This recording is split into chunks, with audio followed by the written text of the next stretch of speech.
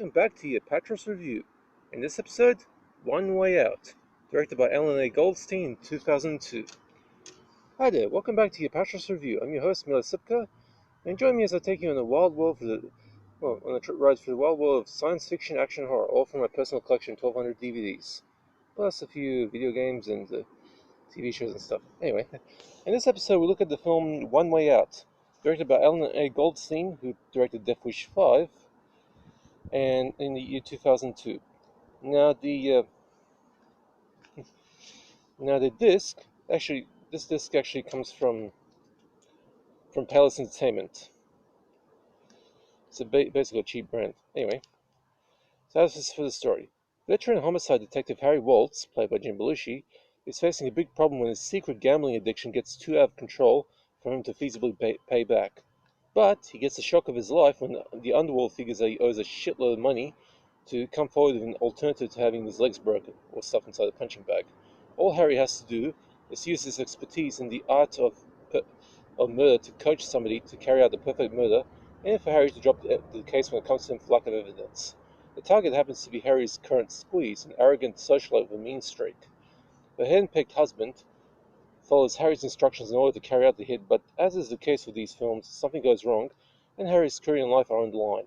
Not to mention the fact that the backers of the hit have sent Harry a warning that if he doesn't play ball, the life of his former girlfriend and fellow detective Gwen Buckley, played by Angela Featherstone, is also on the line.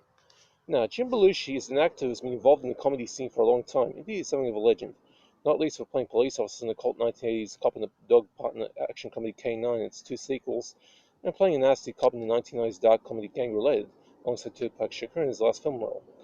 As for One Way Out, this is one of the rather average video features that Belushi tended to make around the early 2000s, and it's not even close to matching the K9 sequels for cheap fun stakes. But it's not a bad film per se, just an average case, since Belushi doesn't seem to be a perfect fit for this kind of film. For this kind of story. He tries hard, certainly the case, but there's something not quite right about his casting, that's all. Having said that, Jim does make a modest impression here, and along with veteran lead actor Angela Featherstone, whose best work is the full-moon feature Dark Angel Descent, makes for a good pairing. The director is Alan A. Goldstein, the last of the Death Wish trio of directors, in the sense that he made the fifth last film in the classic Charles Bronson franchise, and also the last theatrical film Bronson ever made, Death Wish 5, Taste of Death. I will cover all the Death Wish films in the future. Anyway, who I thought did a reasonably decent job with Death Wish 5, better than I expected, but he just shows his nature as a direct-to-video and telepic director. Although some of the twists come across with better impact than you normally expect for this type of exercise.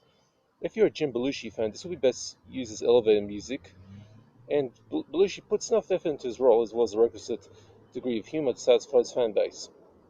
He can play a police officer pretty well, but more like for an action comedy, not necessarily a straightforward thriller.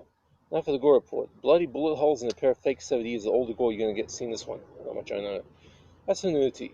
As a mark, Ghislaine St. Onge, by the way, this is a Canadian film, shows off her breasts in extreme close-ups for a couple of occasions, and then is seen fully naked from the side during a sex scene for a few seconds. Although no clear views of her butt and pubis, and her breasts and that show are covered by partner's hands. The only way out, for One Way Out, is with a C, 4 out of 10, average at best, although that's not necessarily a bad thing, selling on my book. As for the DVD, this was one of a large bunch of cheap $2 DVDs released into Region 4 by Payless Entertainment, the country's leader in dirt cheap public domain source discs. The picture quality is a little grainy, particularly noticeable if you hit fast forward, but nothing too major. The soundtrack is adequate and there are no subtitles or even supplements. But then again, that would be asking just a little too much for this sort of thing. Now, I hope you guys are enjoying your coronavirus lockdown. Don't worry, I'll be lifting in a couple of weeks at least. I'll keep on doing these videos like one every 2 days, if I can. And just stay safe. Alright, that's it for this review.